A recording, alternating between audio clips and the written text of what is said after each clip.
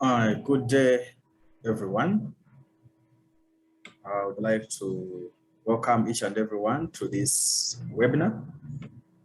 My name is Isaac Bulemye, and I am the program coordinator for the Umbrella program in Uganda. I will do a bit of housekeeping before we actually start this webinar.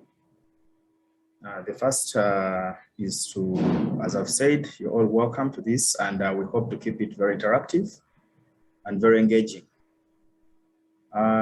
One of the issues, things that I will address in the housekeeping is that this webinar is recorded, and each of the persons here should be aware of that we are doing the recording of this webinar, and it will be shared on different media, which will include online platforms, as well as it could be used for other purposes. So you need to be aware of that. The other aspect is we need to ensure that we have respect for each other during the interactions. Where we don't agree on certain things, let's keep the respect and agree to disagree. We also seek your continued and active engagement in this. The other aspect is we shall have questions which will be posted in the Q&A section on your screen. So you look out for the Q&A section. If you're using a computer, it will be at the bottom of your screen. And if you're using a phone, you look out for it on the top right corner of your phone. Most likely that's why you find it for the Q&A. So if you have any questions, feel free to post them there during the sessions. The other item will be the chat section, where we shall have reflections. So if you have anything to post there in terms of reflections, that's where we shall be doing the reflection in the chat section. So to start the webinar, I would like to introduce to you our panelists today, who come from different walks of life and who have been engaged in the work of this project. I will start with Dr. Elizabeth Kivika. Dr. Elizabeth Kivika is a programs manager at Alive Medical Services, and she is an infectious diseases specialist with over 10 years of clinical practice in tropical medicine. She has extensive experience that is offering comprehensive HIV care and management for children as adults, as well as young adolescents. Our next panelist is Mr. David Mpaji. Mr. David Mpaji is the M&E manager at Alive Medical Services, and he has a bachelor's degree in statistics and has over 10 years experience in monitoring and evaluation. The other panelist we have on this panel today is Mr. Columbus Deloa. Mr. Columbus is the program lead of the Umbrella program, and he's stationed in Brighton, UK. The other panelist is Enid Iringie. Enid is a master's level clinical psychologist and is also the head of the department of the counseling department at Alive Medical Services. The other panelist that we have on this panel is Dr. Pasquin Ogunsoya. Dr. Pasquin Ogunsoya is one of the co-founders. She's a co-founder of Alive Medical Services, co-founded with Dr. Adebi. Dr. Pasquin is a public health specialist and a fellow of the African Institute of Public Health. She has vast experience in tropical medicine and comprehensive HIV care for both adult children and young people. That is the panel, that is the list of panelists that we shall have today. We also have Caroline. Caroline is one of the young people that was involved in the project. She will also be one of our panelists today. And that's the list of our panelists. So we shall move on to the next item, which will be for us to have the introduction to SRHR umbrella, which will be done by the program lead, Mr. Columbus Deloa. So, Mr. Columbus, you're welcome to give us the introduction to the umbrella program. Thank you. Thank you so much, Isaac. And good morning, everyone in the UK or in Europe, and actually good afternoon to colleagues in Uganda. Once again, you're welcome to this webinar. And so I just want to introduce the umbrella program. And so the umbrella program, maybe slide 3, please, I think. Thank you. So the umbrella program is funded by the Swedish International Development Agency and actually started in 2016 and actually will be ending in 2022. And so the goal of the program is to improve national HIV outcomes in Uganda. And the main objectives actually is to increase access to quality, inclusive, and integrated sexual reproductive health services among key and vulnerable populations. And so the second objective is to increase adoption of safe sexual practices among key and vulnerable populations. And the third objective actually is to create an enabling environment for key and vulnerable population. And then the last one is actually on around capacity building of the NGOs and CBOs to ensure they can or they have the capacity to deliver quality and inclusive HIV programs in Uganda. And so I'd like again to speak very briefly about the innovation in which a program, which is this presentation actually is funded under that program. So the innovation is a different strand of the umbrella program. And so it's aimed to kind of ensure or to fund the new initiative, new model, or new interventions within the umbrella program. And so this activity or this webinar is to discuss the intervention which was done by AMS. And so, and this focus on actually improving mental health and mental and psychological, psychosocial health for young people, and especially those living with HIV. So I would like to, again, there'll be discussions further around that in the course of this webinar. And I would like to introduce Dr. Pasquin, who is actually the Executive Director of Allied Medical Services. Dr. Pasquin, over to you.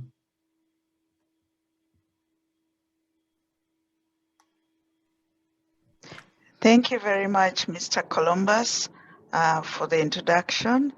And good afternoon, good morning, everyone. And thank you for joining us on this webinar. I'm supposed to just introduce you to give a brief background of Alive Medical Services. So Alive Medical Services is an NGO that provides free comprehensive HIV and AIDS and sexual reproductive health and rights services to over 154,000 clients every year, including over 100,000 young people, adolescent girls and young women, orphans, vulnerable and marginalized populations nationally. So Alive Medical Services offices are located in Kampala, but we work in Kampala, Wakiso, and Mukono, and we support 33 health units in these 3 districts. And over the last 14 years, AMS has become a center of medical excellence and serves on the Ministry of Health technical working groups. So AMS is a high volume HIV/AIDS clinic with a replicable model that delivers high quality HIV and AIDS care integrated with sexual reproductive health and rights, mental health services, and socioeconomic empowerment. And we've been able to serve over 750,000 people with over 230 tested for HIV and over 17,000 people living with HIV, 99% of them linked to care. So since 2018, AMS has become the biggest partner of Frontline AIDS in Uganda, and AMS serves as the in-country coordinating partner for the Sexual Reproductive Health and Rights Umbrella Program. And we coordinate 5 partners across 17 districts. Of course, AMS has other strong partners as well, but Frontline AIDS is one of our biggest partner and one of our best partners. And Alive Medical Services has slide 2, please. So we have 5 strategic directions, and we have also a number of goals that we are meeting as Alive Medical Services. So the first one is to achieve HIV epidemic control by contributing to the UNAIDS 95-95-95, and especially for vulnerable and marginalized people. And then also to contribute to improve national HIV and sexual reproductive health and rights and AIDS outcome in Uganda. And of course, we do research, advocacy, and documentation.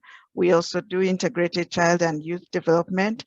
That's why we are doing this SRHR umbrella program, focusing on 10 to 24-year-olds. And then also we do training and capacity building, strategic partnership and sustainability. And we tailor services to most at risk and vulnerable populations. That is the key populations as well, because of the challenges they have in getting treatment, in accessing treatment. And over the last 14 years, we have Alive Medical Services, because of its outstanding work, has received over 34 national and international awards in the work that we are doing. And I'll send it back over to you, Isaac. Thank you. Thank you very much, Dr. Pasquin and Mr. Columbus, for your remarks. Those give us now an insight of where we're coming from, how this webinar is coming about, where the project started, and how Alive Medical Services comes into the picture. So thank you very much, Mr. Columbus, and thank you, Dr. Pasquin, for your remarks. Our next panelist will be Enid, and Enid will give us an overview of GBV, mental health, and HIV, especially in relation to young people. So Enid, you're welcome. Please take over.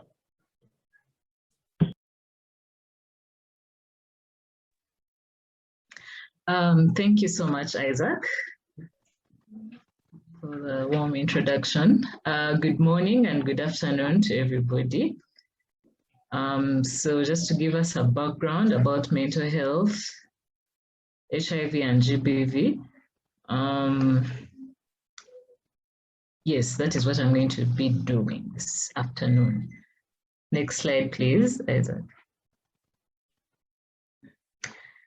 Yes, so mental health has been defined by the World Health Organization as a state of well-being in which every individual realizes his or her own potential and they can cope normally with the stresses of life, and they can be productive and able to contribute to their community. So this means mental health really has to do with your mental well-being, with our mental well-being, with our physical well-being, and our social well-being as well. That said, mental health is not merely the absence of a mental illness. And that means we all have mental health. And mental health also does not mean that you have a mental illness. Sometimes people, we tend to mix up the two. So mental health is basically the well-being of an individual, and it factors in your physical and social well-being as well. Next slide, please.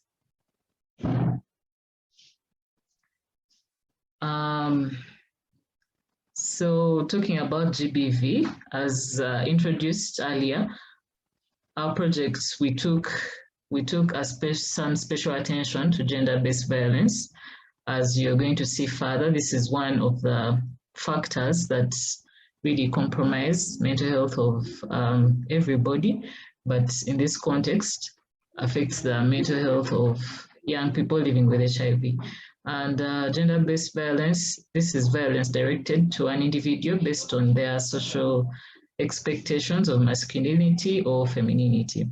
And it takes various forms. It can be physical, emotional, sexual, as we can see all the examples there: rape, child marriages, domestic violence, forced pregnancies, and all that. Yes. And studies have really shown, and even we hear this on the news, especially currently due to also COVID-19 and the challenges that have come with it, that there's so many GBV cases coming up, those that are reported, and even research shows that many will go unsaid. And this has a very striking association with the mental health of the young people, especially living with HIV. Next slide, please. Just to give it more context. So when we look at mental health in general and why it's important for young people, so we see that the onset of mental health disorders or mental health problems starts before 14 years. So that means even earlier in life, before someone is exposed to paying rent and having children and all the things that come with adulthood, they are already predisposed to mental health disorders. World Health Organization in a study showed that 1 in 5 young people experience a mental health disorder each year. 1 in 5. So that is really high. And mental health disorders are actually a leading cause of disability among young people and our population in general. Then studies have also shown that 26% of young people living with HIV suffer depression. Depression is one of the most mental health disorders worldwide, but the prevalence is even higher for people living with HIV and even much higher for young people living with HIV.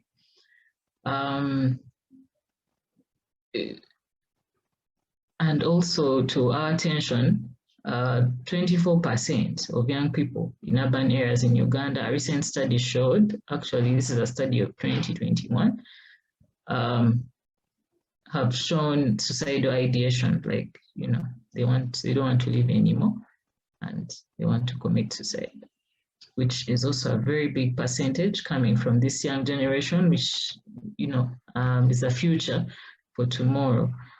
GBV, as we took a very keen eye on this and included in this project, we've seen that 50% of lifetime physical and sexual intimate, 50% of youth and young people are exposed to physical and sexual intimate partner violence, which is also quite high. So given those issues, and I know that some of you have, if not all of you, have had all these issues happening. You've had them over the news, and the burden is really, really high. So the burden of mental health problems among young people living with HIV is really high. Also, not to forget that given all this, they also have to, next slide, please, Isaac. Sorry, I just went on. Yes. So let's look into the factors that, affect our mental health and also affect the mental health of young people.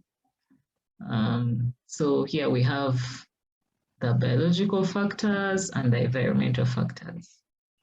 In the biological factors, we have genes. If there's a history in the family of mental health disorders, there's a high chance that the young person might get this mental disorder. It's not a guarantee, but it's a predisposition. Very often, young people living with HIV have been exposed to some kind of trauma. A good number of them has had some trauma growing up or in their childhood, be it sexual or, you know, from violent, maybe parents, a violent neighborhood, all that. And that also goes closely with child abuse and neglect. Poverty is also something that really stirs up these problems, because you find that because of poverty, they can't access care. Poverty is also causing people that is contributing directly to the problems that they're having, that are predisposing them to these mental health challenges. GBV in itself, in its various forms, as we have seen, and not to forget HIV. This is a lifelong illness. A lot of research has been done, and where we were is surely not where we are in terms of progressing with treatment. Treatment is more accessible now. However, there are still challenges. Living with a lifelong illness is not easy, as some of you may imagine. And for young people and adolescents, it's even more challenging, also because they need to deal with adolescence in itself that comes with so many other concerns: self-image, self-esteem. Someone is building up their personality. They are maybe going to school or not going to school, and that is also a challenge. There's puberty. There's a lot of things, a lot of decisions that they have to make for themselves. They are becoming adults. Some of them have been in positions that they have to even become adults before, you know, their time, and then now having to deal with HIV, you know. So this HIV in itself also really puts them at a high risk of mental health problems. So the burden of mental health problems among young people living with HIV is really high, as I've explained. And let's not forget the stigma.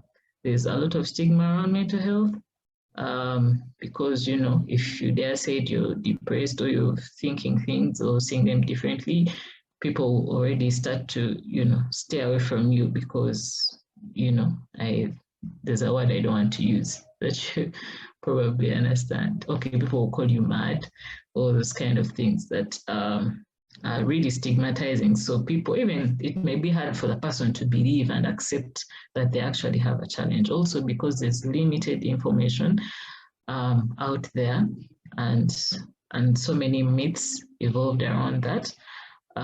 So which really fuels this stigma. And then there's also still stigma associated with HIV.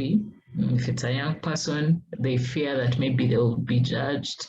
How did you get it? You're still young, maybe you got spoiled, you know, all those kind of things. Disclosure, and they affect disclosure, they affect relationships, they'll affect the whole sphere of a young person and an adolescent, you know.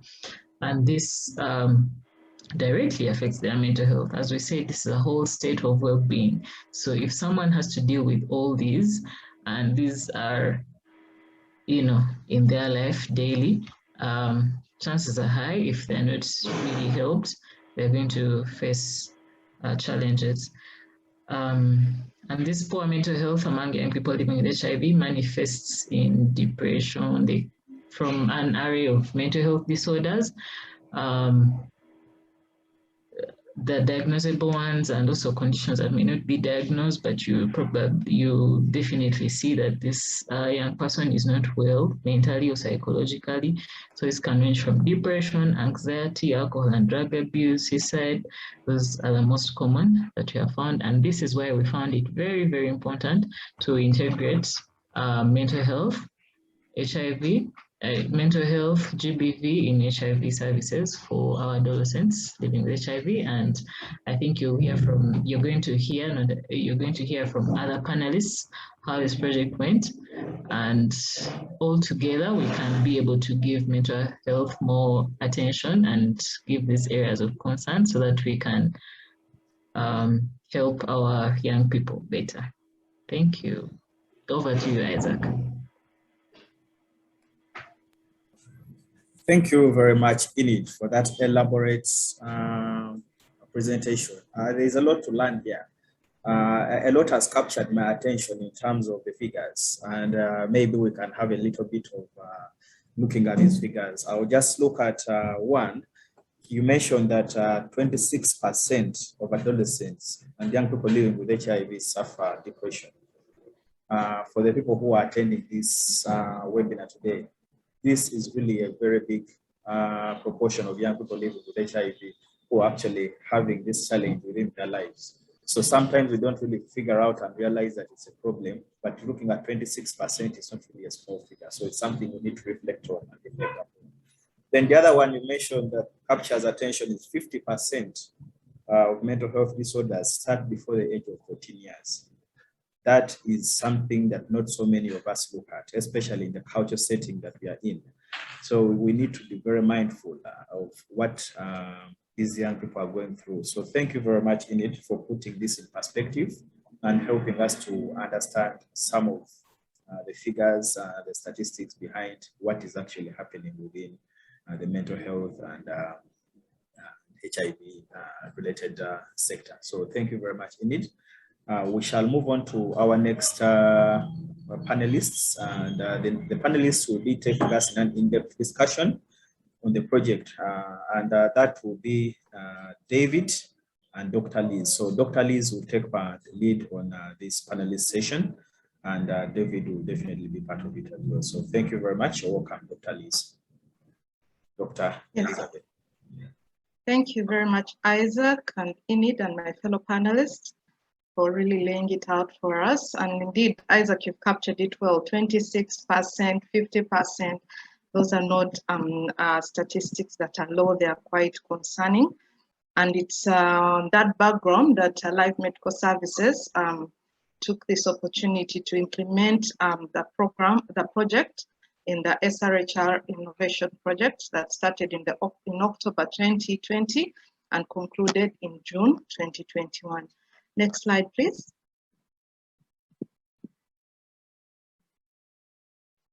So the title of the project was actually Promoting Mental Health in Adolescents and Young People. The purpose was to improve on mental health and psychosocial well-being of adolescents and young people. And this was done especially for those who are affected or infected by HIV, using holistic approaches, incorporating prevention and responses to gender-based violence to enable them live a quality life. As Enid already mentioned, there is indeed a strong relationship between gender-based violence, mental health, as well as HIV. So we had our focus on this, and that was the purpose of this innovative project. The objectives we aim to address were to promote integration of mental health, HIV, sexual and reproductive health for adolescents and young people with their families, using a community-based approach. The second objective was to actually increase awareness of gender-based violence and its effect on mental health of adolescents and young people and their families. We noted with concern that most cases, adolescents and young people, they do experience a lot of gender-based violence, and it is indeed one of the leading causes of the mental health challenges later on in life. But unfortunately, many a times it's not paid attention to.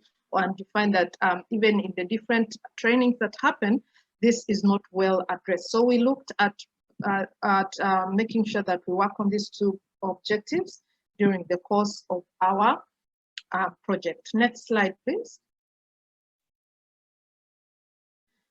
So the beneficiaries of this project were mainly adolescents and young people in their diversity, aged 10 to 24 years, who were living with HIV, as well as one of their caregivers. Some of the adolescents, we had a number of them were teenage mothers, we had sex workers, we had slum dwellers, we had drug users, as well as key populations. The project was implemented in the districts of Kampala, Wakiso, and Mukono. And from these three districts, we were supporting 3 health facilities from each district, making it a total of 9 health facilities. And from each health facility, we were working with 10 beneficiaries. And these 10 beneficiaries disaggregated into 5 adolescents or young people and 5 caregivers. In other words, in a family would get the adolescent and young person living with HIV together with their caregiver, and that would make it. And then for the 5 families in the health facilities would give us a total of 10 beneficiaries per health facility. So direct beneficiaries, we're able to support 90 direct beneficiaries. Next slide, please. So this is just a bit of a snapshot of the project design. So we approached the 9 health facilities, and they were able to help us identify the adolescents and young people living with HIV who were having some symptoms that could relate to mental health challenges, mental health problems, or adherence problems. And these we were able to administer a selection tool to them. From each facility, we first had about 10 adolescents, which we were able to select 5.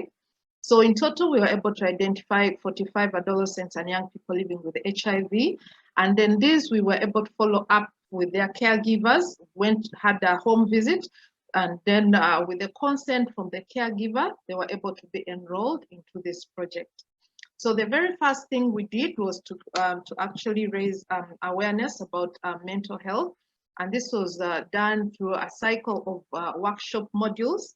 We had a total of 3 workshop modules. And these 3 workshop modules were scheduled in such a way that would have a workshop module, then that would take a week.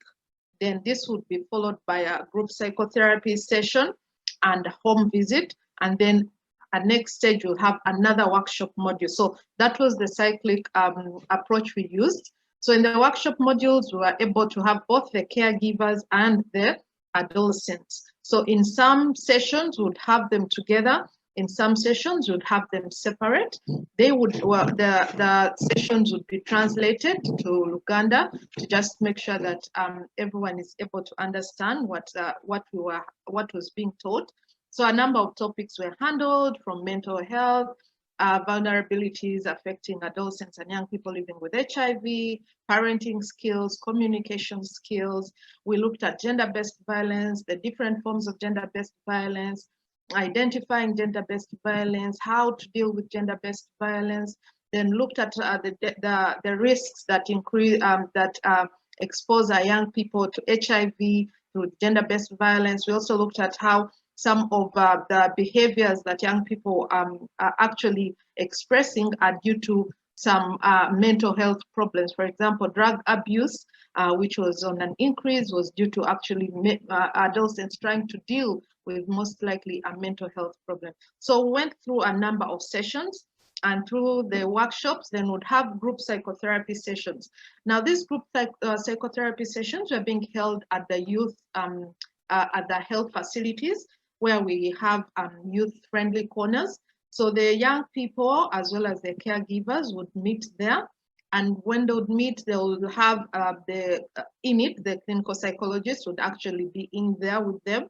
And they would have a very interactive session. And they would first build on what was discussed in the workshops, then really get in depth into discussing a number of things. And they are very, very interactive. So these sessions would also be followed up with individualized home visits, where once again, this time it will be at a family level. And through this, they were able to interact with the caregivers within the family and other family household members. Interestingly, this was a very, very, very innovative aspect, in that we found that some of the young people were actually experiencing a lot of stigma within the family. You know, we've been addressing stigma at the health facility, we've been addressing stigma in the community, but at the family level, that was something we noticed had not been very well addressed. So even some adolescents who were really very, very badly off, we had to find ways of linking them up with other supportive measures, because they were experiencing a lot of stigma and discrimination within their homes. So in the process, we were able to go ahead and offer help within the families, support the families overcome this, and then also support the young people have a better life. So one of the tasks, some of the tasks the participants had were to see that they also go ahead and share what they have learned from the workshops, from the psychotherapy sessions, from the home visits with regards to mental health, with regards to GBV, HIV, SRHR. And for that reason, they were required to consent. For those who would consent, they would be able to facilitate dialogues. Of course, after the first workshop module, a number of them were still a bit shy, not yet so confident. But as time went on, a number of them actually now started approaching us and saying, look, I want to facilitate this dialogue. And they would be facilitating dialogues in the communities, talking about GBV, talking about mental health, talking about parenting communication skills. And then also at outreach sites, they would also be there when they would be conducting SRHR outreaches. So these young people who participated in this innovation project would take lead and give health education talks concerning drug abuse, gender-based violence, etc., etc.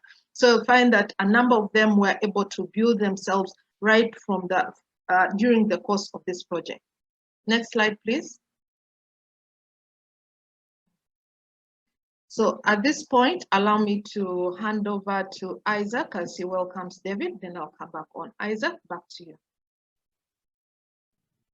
Thank you very much, Dr. Elizabeth, for giving us that overview of the innovation project, the SRHR innovation project that Alive Medical Services implemented. I would like to just give or remind the attendees of the webinar that we have a Q&A section within on your screen. If you look at on your screen, if you're using a computer, just at the bottom, you move around there and you'll see a Q&A. So if you have any questions, please feel free to post them there. And when we get to the Q&A session, we shall definitely be reading them out for the panelists. If you want to address it to a specific panelist, please go ahead. The other one, if you're actually having a phone, just look at the upper top right corner of your phone. That's where you most likely find the Q&A section. Tap on that and type your question there. Let's try to keep it very respectful and also try to keep it brief. Thank you very much. So thank you, Dr. Elizabeth, and we shall have David Impaji taking over the next session. You're welcome, David. Thank you very much, Isaac. Good morning, good afternoon, colleagues. I'll be taking you through the results of the project. Next slide, please. Thank you very much. Just, of course, these are some of the key project outputs. Just before this, of course, just like all other projects, we've done due diligence in terms of data management of the project. We've had an M&E framework. We've done the proper processes of data quality, the proper processes of making sure that there is confidentiality during the project. So key and one of the most important tools we use is the Patient Health Care Questionnaire 9, and it was actually our project progress assessment tool. So of course we had other tools to collect data. We've got beneficiary forms, collecting all this information and other forms, but that is actually the key tool we use to assess progress. So we've done this at these stages. We did this at baseline, and we got baseline information. So of course we kept now at midway the project. We did a midterm assessment, and then we did an interim assessment. Key here is that we shall be comparing baseline and interim. So in terms of the key outputs, for home visits, we plan to do actually 48 home visits, and we did 52. That's 119%.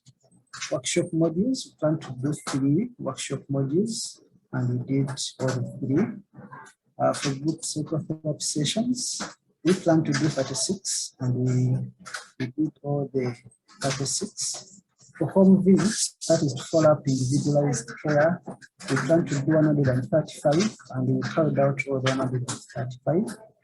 Dialogues, we plan to do 27, and we did 35.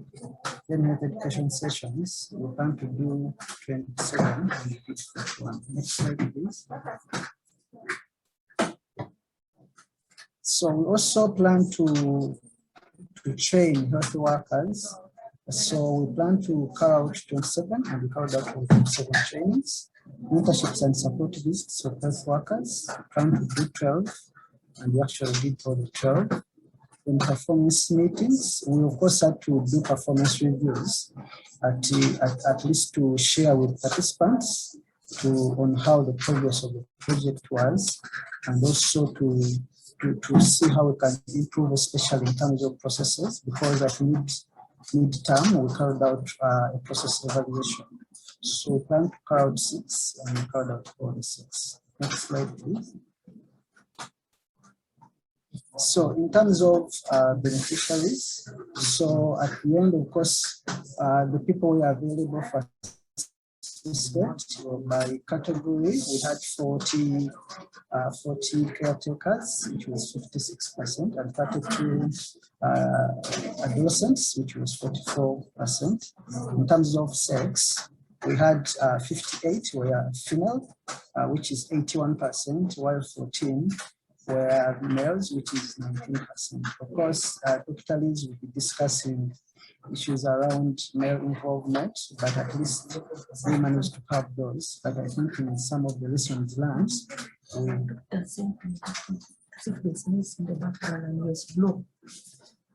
so we managed to do actually all the 19. I mean, 19% were males. Next slide, please. So here we are looking at actually, because our intention was that we actually moving people from those who are severely depressed and moderately depressed, and we are moving them to the upper category, which is none or minimal depression and mild depression. The in-between one is the moderate depression. So you can see that the overall depression reduced from 52% to 6%. And significantly, no participant had moderate, severe, or severe depression by the end. The number with minimal or mild depression increased also from 38 at the beginning to 68 at the end, improving by 44%.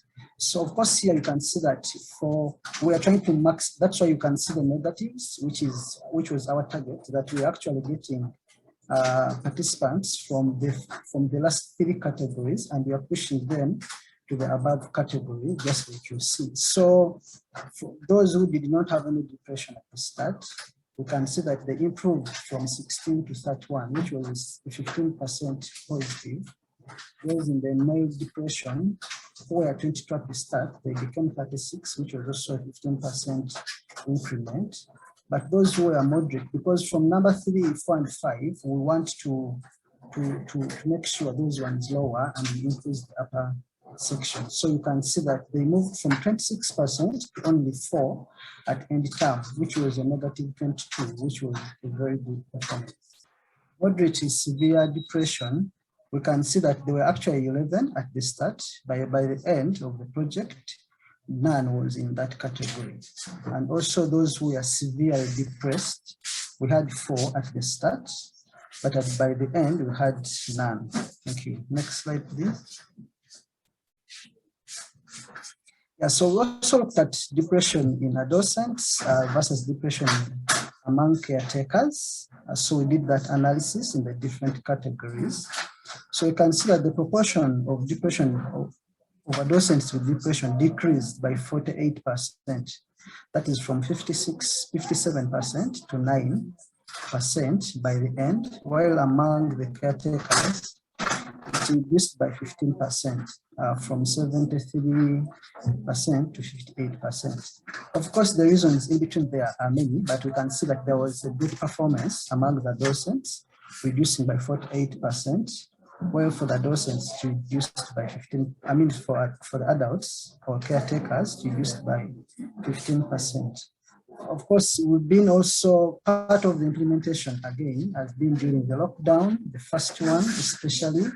So we could see a lot of optimism when the first lockdown was lifted, when schools were opened. So we could see actually a lot of optimism in the adolescents as well. So that could have contributed to this again. Next slide, please. Yeah, and also we had a section. David, sorry to interrupt. Can I also ask, could you speak a little bit closer to your microphone? There's a little bit of background noise. It would be really useful. Thank you very much. Okay, is that better now? Yeah, I think so. Thank you very much. So do you want me to do the previous slide? No, we can hear you. If you want to continue, that would be fantastic. Okay, thank you very much. So in terms of demonstration of GBV awareness, we also see that, of course, we assessed using the same tool in terms of how many people were aware of GBV. So demonstration of gender-based violence awareness improved from 51 to 79%, indicating a 28% improvement. So of course, that is all using the same tool, the PQC9 tool is what we use to also check and see if people had actually improved in terms of their awareness concerning GBV. Thank you very much. Next slide. Yeah, I think that brings that's the summary of the results. Back to you, to Isaac. Thank you very much. Thank you. Thank you very much, David, for that presentation of the findings and the results of the innovation projects, which ran for a period of 9 months. This is an in-depth reflection on what happened during the innovation project. And I continue to remind those who are attending that feel free to post your questions within the Q&A section, but also if you have any reflections on the mental health issues in Uganda, any challenges of HIV related to mental health and GBV in Uganda, please feel free to post your reflections in the chat section. And where possible, we shall definitely be reading them out. So David, thank you very much for giving us that presentation. Dr. Elizabeth, do we have something, any other presenter, any panelist, Caroline, something to share from your side again? Yes, thank you very much, Isaac. Yeah, I'm going to discuss a little. Then I have two beautiful young ladies with me who are beneficiaries of the project. They'll be in position to share with us their testimony. But in the meantime, I'm going to request us to continue. Next slide, please.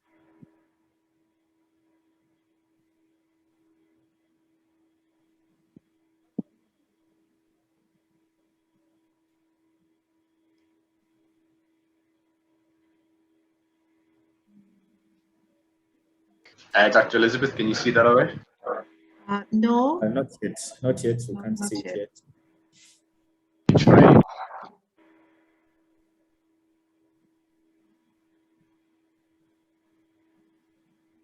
So as we wait for the screen of the presentation, for the sharing of the presentation, let's keep having that those who came in late, we had a bit of housekeeping. Just for a reminder that this webinar is being recorded and it will be used it will be posted in different platforms, online and non-online platforms. So those who are in attendance, we found it's very important for you to let you know, for us to let you know that it's being recorded and you can find it on different platforms. We also still request that we keep all our engagements very respectful and ensure that when we have questions, we try to keep them as brief as possible and as clear as possible. So thank you, and let's proceed and check out the presentation by Dr. Elizabeth. Thank you. So I think we're having some trouble on my side. Lola, were you going to share your screen there? Actually, the screen had come on and then it left. So maybe okay. All right. Let me do that one more time. Not the magic that you did a few minutes back. Yeah, that's good. That's good now. Oh, yes.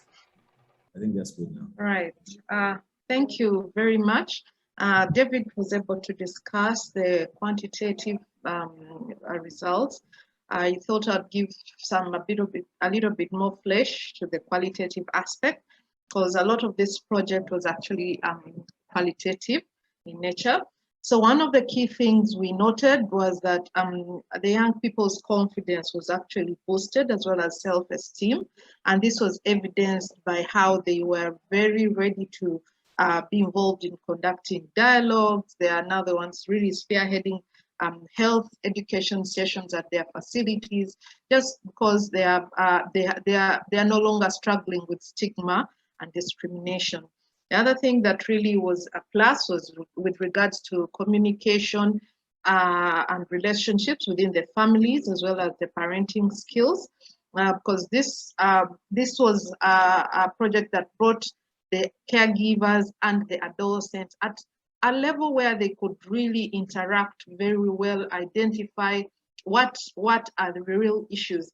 A number of stories were shared. There's one, if I remember correctly, where one of the caregivers was actually nearly giving up on her daughter because she was so much going out with one of the border riders, motorcyclists, every evening. So she did everything in her power. She would cane her a lot every evening, caning.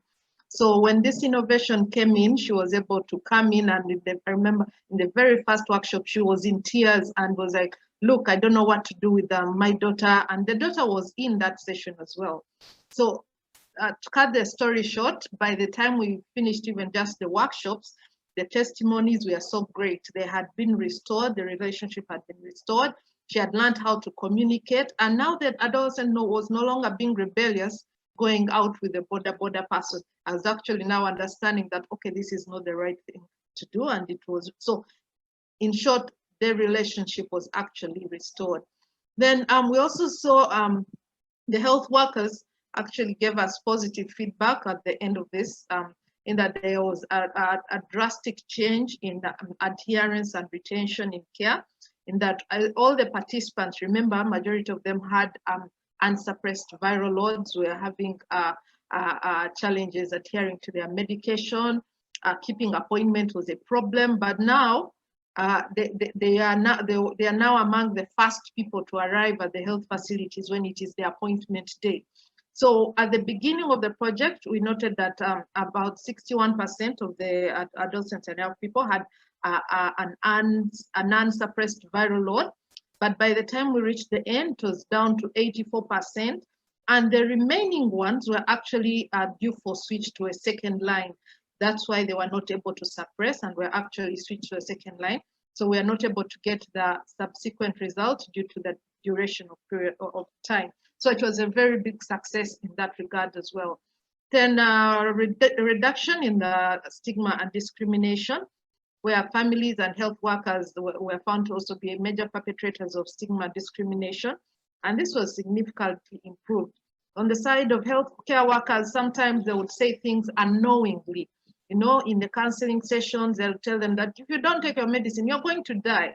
And this unfortunately would make the young person feel sad all the more. So when we brought this up during the health care workers training, we noted a great difference, a great change. They were able to go back and cascade it down through CMEs to other health workers in the facility. So in the subsequent support mentorship visits, we noticed a very big change. They even now started utilizing the tools very well, because we have what we call the HEADS assessment tool that is used to screen adolescents and young people. And it's actually a tool that can easily help health workers identify that this adolescent is actually struggling with one of this mental health challenge or the other. So we also were able to support them in that way, and this helped significantly improve that. Then with regards to gender-based violence awareness, we were able to see empowerment of the young people, the caregivers. Some caregivers, especially the ladies, were actually experiencing gender-based violence without their knowledge, because many a times people think that gender-based violence is only limited to physical assault or physical beating, and yet in some were actually facing economical gender-based violence or facing psychological gender-based violence. So through this, they were able to identify and And we must say we saw families change. Even we're able to talk to the men during the home visits, and we saw quite a big change in the way this was being handled and how the gender-based violence was able to reduce during this period. Next slide, please. So of course, we had some challenges during the implementation. And of course, when we are planning to replicate this project elsewhere, these are some of the challenges we plan to actually deal with positively. So there was limited involvement of local leaders, which posed, of course, a bit of a challenge with regards to sustainability. We noticed as we were implementing that we needed the local leaders to also come on board, and they would be instrumental in advocating for it. For example, members of the Health Unit Management Committee, they would be in better position to support in future, for example, in advocating for more medication with regard for mental health problems, up to real good medication for mental health problems, advocating for maybe having a psychiatric nurse within at least the health facility, which has been a challenge in most of the health facilities. And of course, there were dropouts due to migration. We are in a metropolitan area, and with that, when COVID came in, some people had to really move to deeper villages. So that brought in a bit of a challenge. Then lack of adequate mental health related and information, education, and communication materials, for example, visual aids. So we had to go online and try to adopt different visual aids that were available, printed, and then these are what the peer educators, the participants are now able to use as they are giving health talks about mental health in the communities, as well as gender-based violence. Socioeconomic challenges faced by participants were actually hampering the improvement of mental health. One of the leading causes, as Enid already pointed out, is actually poverty. The stresses in the home, you find that when there is no food, the caregiver is stressed. The caregiver will pass on the stress to the adolescent and young person, and this adolescent and young person will be experiencing these mental health problems, depression, anxiety, what is going to happen, they start worrying. So socioeconomic challenges were one of the major drivers of the mental health problems that the adolescents were facing. Next slide, please. So moving on to lessons learned. One, we noticed that mental health disorders are a major cause of poor adherence and unsuppressed viral loads in adolescents and young people living with HIV. As I mentioned, there was a significant improvement when we came in and were able to support the adolescents and young people who were struggling with depression, those who are struggling with anxiety, those who are struggling with stigma, those who had not been disclosed to very well. So we noticed that this played a key role in making sure that we have retention in care, we have good adherence, and as well as suppressed viral loads. Then another lesson we learned was that understanding the family and community environment is of paramount importance while managing an adolescent with mental ill health. So when the adolescent would present with maybe depression, it does not stop there. Involving the family, like for some that we noticed that the depression was coming from the family where they were experiencing a lot of stigma and discrimination. So from the community where they were feeling shy. So when we involve the family and the community, we are able to deal with this. And in the long run, we are able to help the adolescent and young person. Then mental health first aid can actually be offered at the community level in form of psychosocial support. A number of these young people actually benefited from the group therapy sessions, and some of these group therapy sessions, they were the only ones talking amongst themselves. You'd find that when they would meet in the small groups, they're able to say, oh, this is what is happening, and the other one is able to share how they're able to overcome. And then just that kind of communal support was of great benefit for these adolescents and young people who were actually struggling with depression, with isolation, thinking they have no friends. In the end, they were able to get friends and get better. So early recognition and management of mental ill health prevents progression to worse states, as well as improves HIV outcomes. Unfortunately, people have think that when someone has mental illness, they cannot get better. I'm happy to tell you that that is very wrong. One, there is medication that is able to support this person, but there also are non-medication measures that can be taken to help support the person to get better with their mental health state. Next slide, please. So purpose GBV screening in the management of adolescents and young people. As I mentioned before, this was one of the neglected areas. Many a times GBV has been only attributed to the adult section, but in actual sense, the adolescents and young people are also found to really experience a lot of GBV within their homes, within their families. Then yes, stressed caregivers leads to stressed adolescents and young people. That one, I don't think I need to explain it further, because these adolescents, well, you would ask, what is the cause of this? Well, when I see my mother feeling so down, so stressed, they don't have this, I also feel sad. I wish I could help, but I have no way of helping her. Then caregivers need to be empowered with parenting and communication skills to better care for the adolescents and young people. And refresher trainings in mental health and GBV for health workers to improve screening and management. This was a gap we noticed when we brought the health workers on board for a workshop training. A number of health workers received this training in their schools, but none over a period of 10 years had ever attended a workshop or a refresher training on mental health or GBV. And as a result, of course, the knowledge had really reduced. And in so doing, they would just skip through and they would not be able to pay attention to this adolescent and young person who would be before them and is struggling. So during even the support visits, the mentorship visits, we're able to help them identify some of the small things that can give them telltale signs that you need to dig deeper. And it is not just a matter of next. Next slide, please. Yes, as I summarized, some of the recommendations, indeed, we need to integrate mental health and GBV screening in the core management of adolescents and young people living with HIV. We need to also strongly advocate for primary health workers to have refresher trainings in mental health care. And I believe this is now going to take root because World Health Organization is also looking a lot into mental health. And we hope that more partners will come in to support this particular area.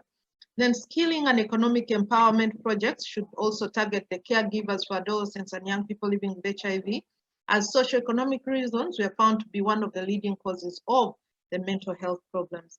Then future projects should also focus on community empowerment, on communication and parenting skills for caregivers. Next slide, please. I think at this point, before I bring in my nugget, go back, please. Yes, at this point, I'm going to welcome my young people and I'm going to take them off video. I'm going to take them off video so you're able to hear them speak and they'll be able to speak freely because they want to share with you part of their story. Thank you. So I have two people. One is called Caroline, another one is called Elizabeth, like me. So I'll start with Caroline. Caroline, please share with us. My name is Namri Major Caroline. I'm 14 years old. I live in Achifuma village, in Kono district. I'm so grateful for this project because it has helped me a lot. It has changed my life. Before this project had come into my life, I didn't know the reason why I was taking medicine. I could ask my mother and she could tell me that you have a heart problem, maybe the back was paining you, but I could not believe her because when we could go to the hospital, I could see the labels of the medicine when they could show HIV. But she could tell me, no, that's not true. And I could isolate from my friends because of that. But when this project came, I knew the truth. And now I'm happy with my life. So thank you so much. You told me, what do you want to become, Caroline, again? I want to become a doctor. You see, there is a doctor in the making here. Thank you very much. That is Caroline. Let me welcome my namesake, Elizabeth. Please come.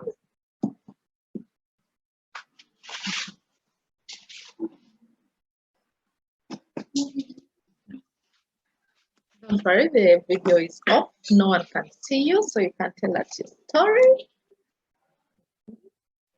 Yes, it's okay.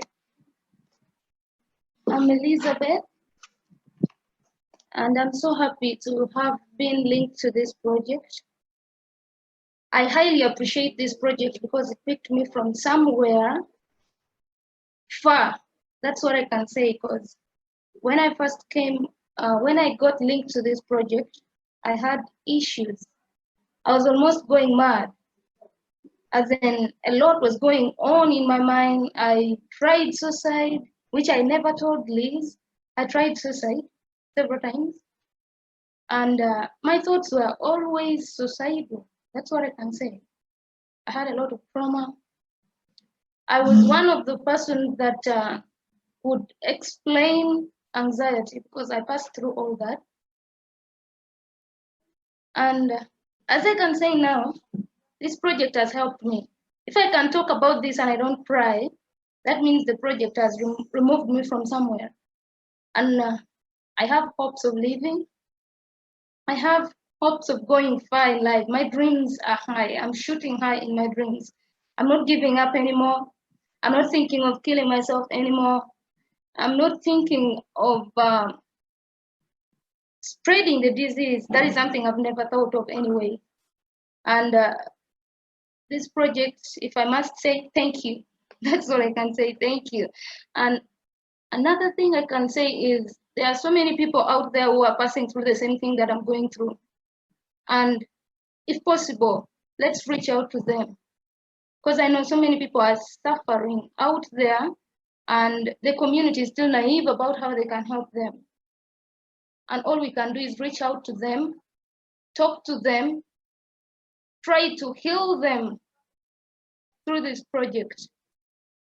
And anything else I can say about this project, if at all we could maybe innovate something that can help the youth, because personally, I see that the project has healed me, but there are certain things that the project can't heal, like poverty. The project can't take it away. I can still live with it. I still feel like I don't want my parents to, I don't want to disclose to my parents. I want to help them out. There was a time they wanted to send me abroad to go and try this work abroad. And I had to hide it because they need me to support them. And now I had to turn them down, but how do I help them? Because I'm broke. How do I help them? If the project could at least help me get something to at least help them so that they don't be thinking of sending me abroad, thinking of why am I denying it, and you know, all that. The project could also help us to get a financial stand. I thank Frontline AIDS,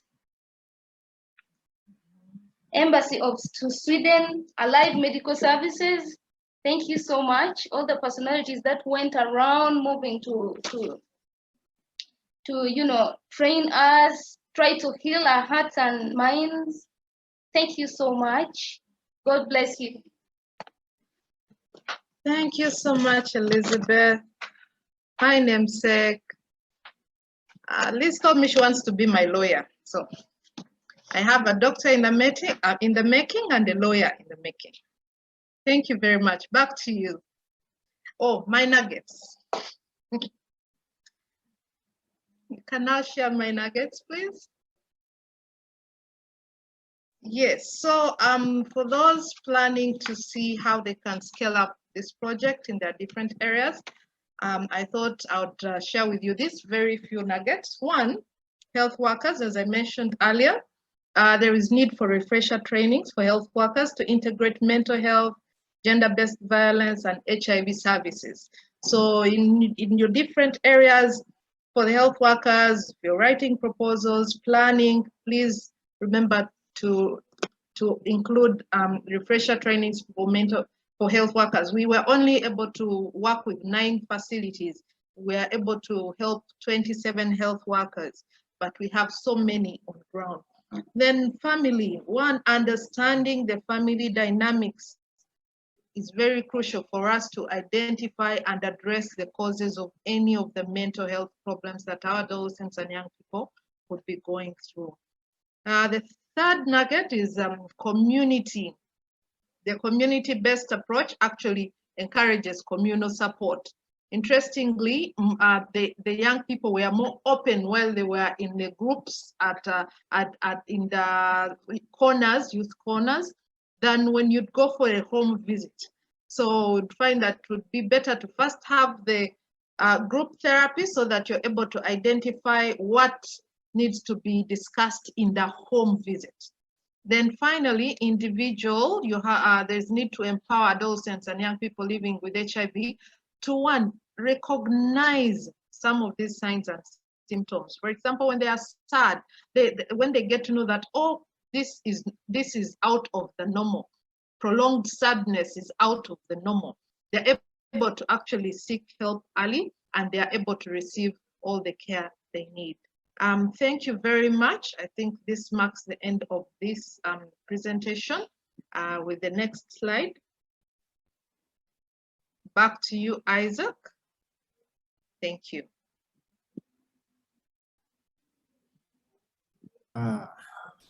Thank you very much, Dr. Elizabeth. That session has been very, I don't know how I should describe it. It's very, very inspiring listening to the stories of those young people, the people who have been through it, and they are showing us that we can actually overcome these mental health challenges. Sometimes when we look at ourselves, it's difficult to understand that we equally go through quite a number of mental health challenges that sometimes we don't even acknowledge. So while the project moved to them to help them identify and address their challenges, I think it's also an eye-opener for us to always look out and seek assistance in terms of the mental health, our own mental health. So it's something that they're trying to show us that you can actually overcome this.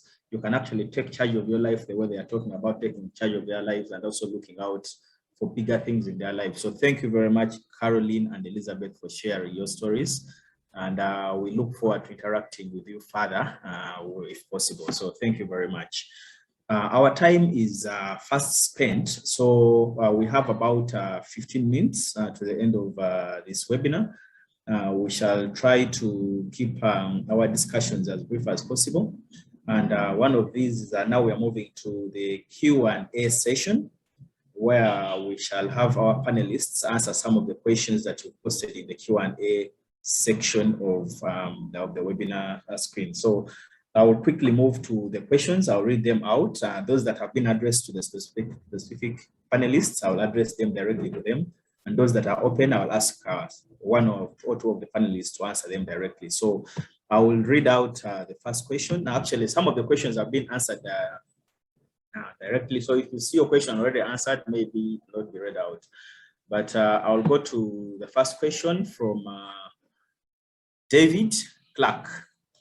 David Clark says, thank you for the presentation, colleagues. Impressive results.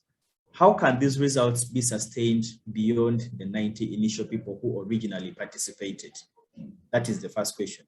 How can these results be sustained beyond the 90 initial people who originally participated?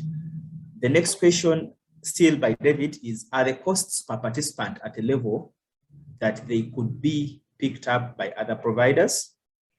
Are the costs per participant at a level that they could be picked up by other providers? And then lastly, how was this different from AMS's usual standard package?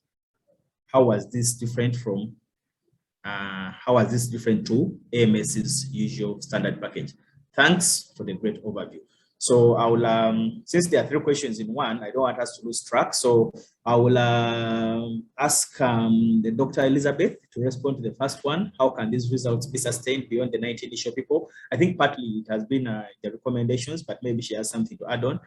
The costs can also be addressed. And then how different is it to AMS standard package? I will request Dr. Pasquin to come in and answer this. Thank you. Yes, thank you very much, Mr. David Clark. So in response to your question as to how can these results be sustained beyond the 90 initial people, we actually integrated that within our implementation, in that, for one, during the sessions, we were with health workers, we had peer educators, as well as the village health teams. Then in addition to that, we empowered the young people to go ahead and this time sensitize the community about mental health, gender-based violence, HIV, as well as SRHR. So the plan was that when they are sensitized in the community, they are able to come to the facility where they are finding health workers who are now empowered. They have undergone refresher trainings. So these health workers are in position to screen and actually manage the condition. Then coupled with the peer educators are in position to now actually facilitate some of these psychosocial group support meetings, as well as the village health teams who were also involved in the home visits. So right now, the peer educators are in position to do the community follow-up with the village health teams, whereas the participants are sensitizing the community and sending the clients to the facility. The health workers are in position to quickly early diagnose, as well as manage and work in a network with the peer educators and the village health teams. Thank you very much. Over to you, Dr. Pasquin. Thank you very much, Dr. Liz, for answering the two questions. And thank you, Mr. David Clark, for asking those questions. So my question was, how is it different from the usual services at Alive Medical Services? So at Alive Medical Services, we were aware that young people living with HIV and even adults living with HIV, we needed to pay attention to their mental health. But of course, we had the human resource and we had some trainings, but there was more resources that we needed to carry out this activity. So this was different in that we were actively screening the young people, and we had the modules and the trainings and engagement that needed moving to their community, moving to their family. So it was different from the usual one in that we are actively now paying attention to mental health for young people, and we had the resources to do this project, and we have seen the excellent, we have seen the outcome that is good, and the young people have testified. So I think this has now helped us to even get further training. We had all our staff trained on mental health issues. We had a psychiatrist who would come, and our in-house clinical psychologists. We went through a number of trainings on mental health. So it has made us better. Now we are integrating mental health actively in our services. We are also now encouraging, like Dr. Lee said, all the other health facilities we support to also actively integrate mental health in their primary health care, but also in the HIV services. Of course, resources are needed to do that. So we were limited. So we hope that as we integrate, we'll be able to innovate and make sure that these services actively continue to take place. Thank you. Thank you very much, Dr. Pasquin and Dr. Elizabeth, for answering the questions raised by David Clark. And I hope David Clark, you feel your questions have actually been answered. We shall move to the next questions, which have been raised by Betty Navirie, who was asking, Dr. Elizabeth, is there a possibility of scaling up the innovation to other facilities or districts? What could be the cost implications? My understanding, I think partly part of the question has been answered in the recommendations and the nuggets. I don't know if Dr. Pasquin has a specific response to that, but I feel part of that has been answered. And I think the question was asked before the presentation was made, that section of the presentation was made. Dr. Elizabeth, do you have something to add, or you feel you answered it through the presentations? Yes, thank you very much.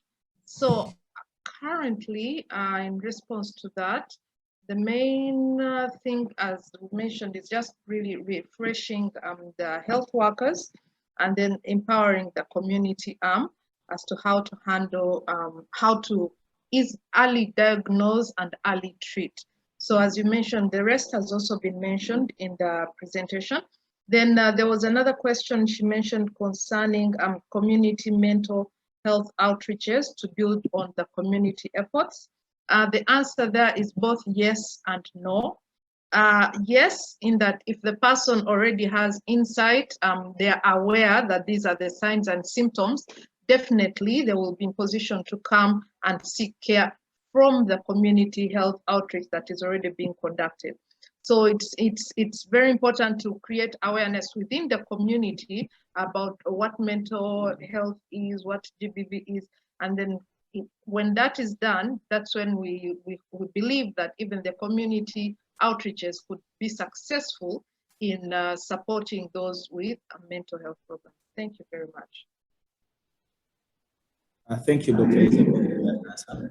I'll also just read out some of the questions that were already answered for purposes of the attendees to know. Herbert Wandera from asked what the recommendations are for service providers and caregivers to support young people with mental health issues. That was answered through the presentation that Dr. Elizabeth made, and the nuggets. So I don't think we really have to go further and expound on that, because the question was actually answered during the presentation.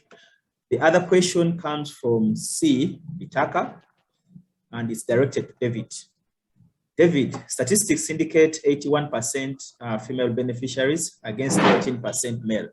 What could be the cause of this variance? Could it be that females have more mental health challenges than males? David, should I repeat the question? Basically, the statistics show that more females than males were part of the beneficiaries. So was there an inclination of more females having more challenges, mental health challenges than males? Not really. As part of the program, we noted that actually the males are usually much busier than the females. So even when we actually approached them, they are actually going to look for what their families will eat. So we actually found out that actually the ladies were more available to participate in the project because this involved them to be at home for the health education sessions. So you find that actually that is actually the major reason we noticed that the male usually go out to look for food, to look for how their families will survive. And that way, it is easy to have the males as opposed to to have the females as opposed to the males. So actually, that is why we find that we had more females in the project than the males because of availability.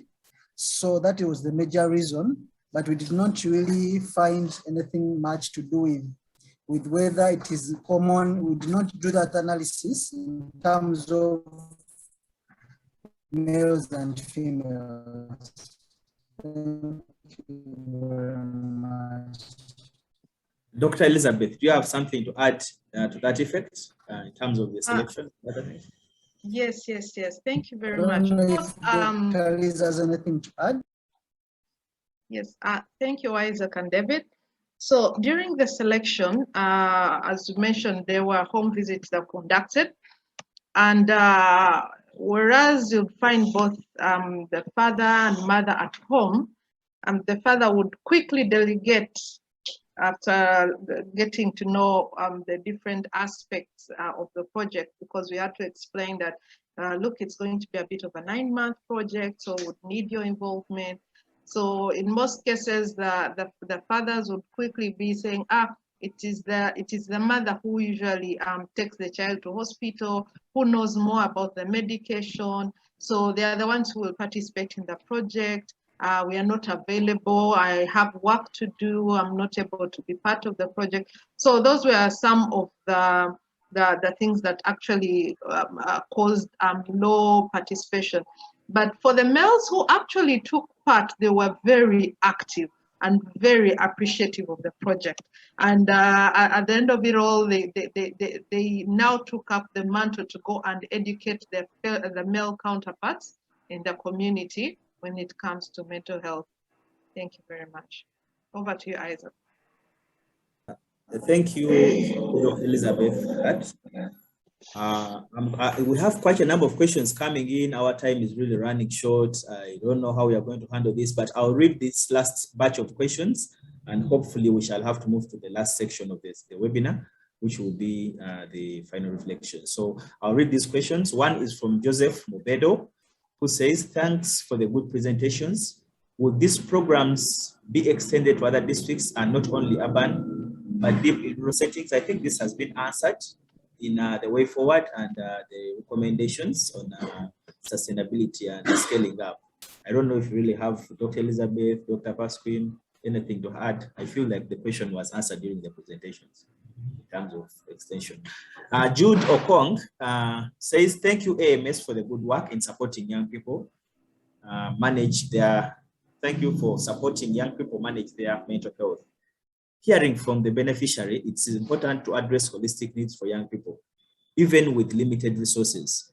Health programs can still take care of other economic and social needs of young people through active referrals and collaboration. So it's not really a question. I think it's a reflection on what we need to do in terms of supporting young people holistically. And I think that's partly also what you mentioned in the way forward. Now, the last one is from Lazarus. Thank you, Dr. P. Just joined in and found you explaining mental health capacity building.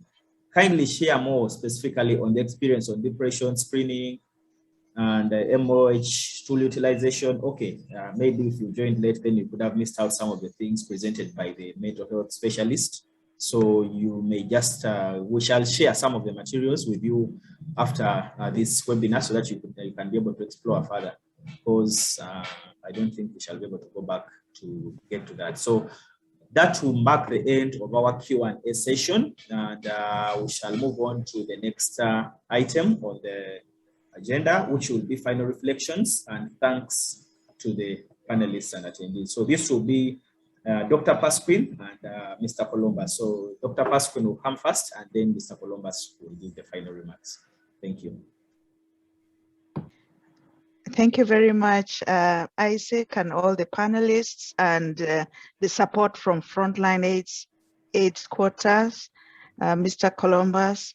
I just want to take this opportunity to thank everyone who attended this webinar today and your contribution and your active participation. This has been a learning for us as well. And I want to take this opportunity to really thank the Swedish International Development Agency, to the Embassy of Sweden for funding this very important project. We've seen that mental health has been neglected. Mental health, there's a lot of stigma on mental health, but we've seen that it really works if we pay attention to it, and it doesn't take so much resources to do that. So we are extremely grateful to CIDA and the Embassy of Sweden.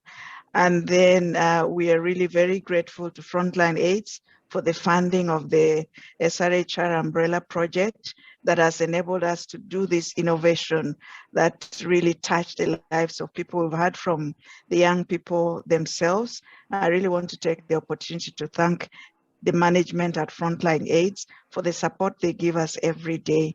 As Mr. David Clark asked that, how can we integrate this? So we are really excited to be sharing best practices and innovation, and also to be integrating them in our services. So the learnings we've had, we'll share with other people. We'll also integrate it in our services.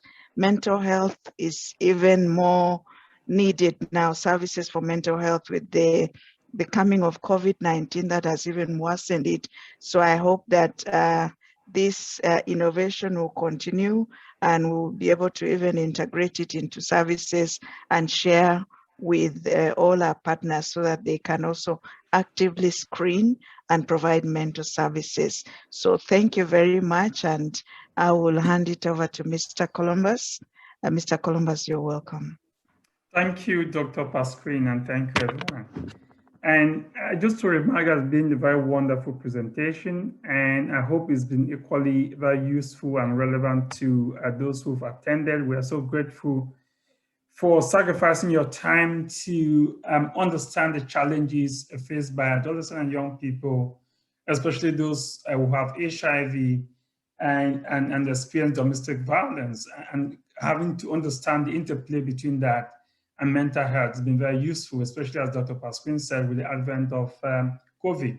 So I understand some partners actually been wondering how they can scale this up, or how they can use some of the learnings here in their various districts and in the program. I think we shall have those conversations.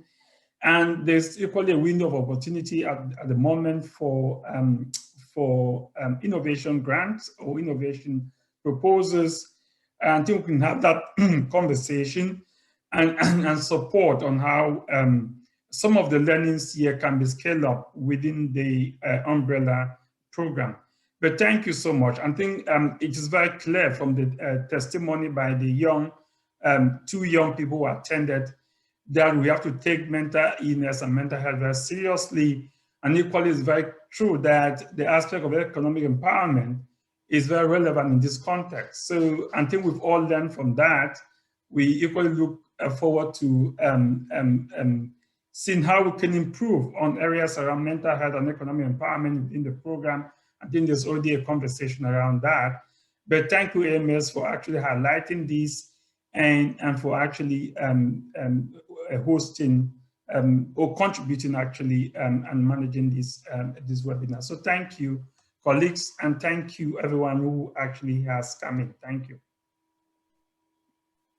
Thank you very much, Mr. Columbus. And with that, I'll take those as final remarks. Thank you everyone who has attended the webinar. Have a good day, and I hope to meet some of you in the field of mental health and working with young people. Thank you very much, and have a good day. Thank you. Thank you, everyone. Thank you. Thank you.